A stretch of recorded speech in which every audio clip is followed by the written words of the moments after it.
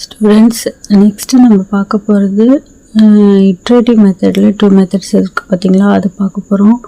So இந்த மாதிரி தான் உங்களுக்கு கொஸ்டின் வரும். Solve the system of equations. அது மாதிரி 3 சிஸ்டம் ஆஃப் ஈக்குவேஷன்ஸ் கொடுத்துருப்பாங்க. Using Gauss Seidel iteration method and Gauss Jacobi iteration method. So ஒரே ப்ராப்ளத்துலேயே இந்த மாதிரி 2 கொஷின்ஸுமே நம்ம ட்ரை பண்ணால் கொஞ்சம் ஈஸியாக இருக்கும். ஏன்னா சேம் சொல்யூஷன் தானே வரும். ஸோ நம்ம இந்த 2 மெத்தடுமே, that means Gauss Seidel and Gauss Jacobi iteration method ரெண்டுத்துக்குமே நம்ம ஃபஸ்ட்டு செக் பண்ண வேண்டியது என்னென்னா, கிவன் சிஸ்டம் ஆஃப் ஈக்குவேஷன் வந்து டயக்னலி டாமினண்ட்டாக இருக்குதான்னு சொல்லிட்டு. How to check the diagonally dominant அப்படின்னாக்க, நம்மளுடைய சிஸ்டம் ஆஃப் ஈக்குவேஷன்ஸ் இருக்குது பார்த்தீங்களா, அதில் வந்து நீங்கள் வந்து ஃபஸ்ட்டு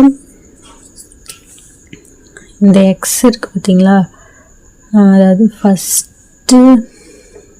இந்த ஃபஸ்ட்டு எக்ஸ் கோஎஃபிஷியன்ட்ஸ், அதாவது 4, 1, 1, இதில் எது வந்து ஹையஸ்ட் நம்பர்னு பார்க்கணும். So 4 is the highest number.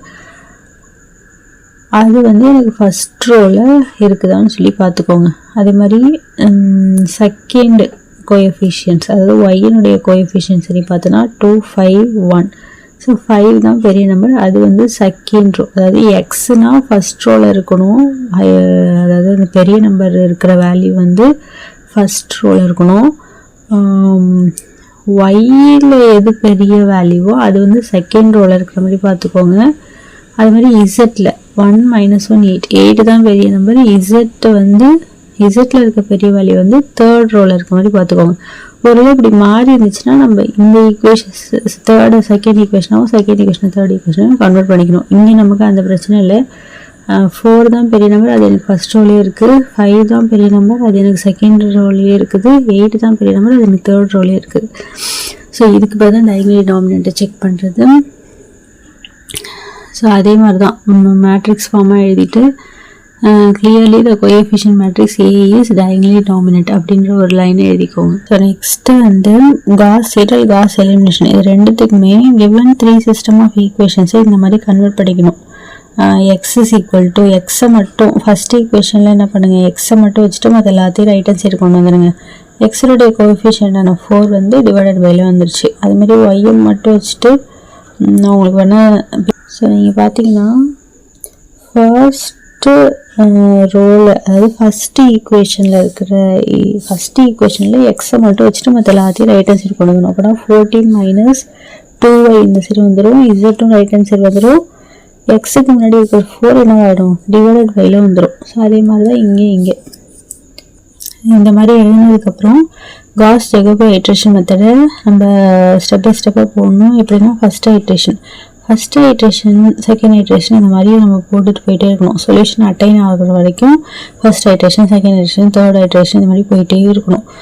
First ஐட்ரேஷனுக்கு நம்ம என்ன பண்ணணும்னாக்க, இனிஷியலாக நம்மளாவே x is equal to 0, y is equal to 0, z equal to 0ன்னு எடுத்துக்கணும். சரியா, எடுத்துக்கிட்டு ஃப்ரம் 4 இந்த 4th ஈக்குவேஷனில் போய் சப்ஸ்டியூட் பண்ணுங்கள்.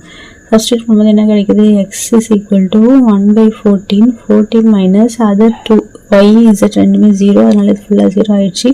ஸோ 14 4ஆல் டிவைட் பண்ணிங்கனாக்கா உங்களுக்கு இந்த ரிசல்ட் கிடைக்கும். கால்குலேட்டர் யூஸ் பண்ணுங்கள். ஸோ அது மாதிரி ஒய்யில் அதே மாதிரி 1/5, 10 minus other 2, அதாவது எக்ஸும் இசட்டும் 0. இதில் பார்த்தீங்கன்னா எக்ஸும் இசட்டும் 0ன்றனால இது 0 ஆகிடுச்சு. ஸோ 14 டிவைட் பை 4 கால்குலேட்டரில் போட்டிங்கன்னா இந்த ஆன்சர் வரும். சரி, 10/5னா 2, இது உங்களுக்கு 10 5ஆல் டிவைட் பண்ணுறது ஈஸி தான். ஸோ 25 8 இந்த மாதிரி வந்தது. ஸோ இதுதான் ஃபஸ்ட் ஐட்ரேஷன் எனக்கு கிடைச்ச XY Z values. So X value is 3.5, 2, Y value is 2, Z value is 2.5. So இதை இப்போ ஃபஸ்ட்டு இனிஷியலாக நம்ம என்ன பண்ணோம், x is equal to 0, y is equal to 0, z is equal to 0ன்னு எடுத்துட்டோம். இப்போ என்ன பண்ணோம், இப்போ கிடைச்ச ரிசல்ட்டை x is equal to 3.5, y is equal to 2, z equal to 2.5ன்னு எடுத்துக்கிட்டு இந்த வேல்யூஸை இப்போ இந்த 4th ஈக்குவேஷனில் போய் இப்போ சப்ஸ்டியூட் பண்ணுவோம். அங்கே எப்படி இப்போ 0 0 இது 0 இது 0ன்னு சப்ஸ்டியூட் பண்ணுமோ அதே மாதிரி இங்கே வந்து இந்த XYZ வேல்யூஸை சப்ஸ்டியூட் பண்ணணும். இப்போ என்ன வரும், 1/4 14 என்ன இருக்குது, 1/4 14 minus 2 into y minus z. So 2 into y என்ன 2. ஸோ 2 into 2 minus z என்ன 2.5.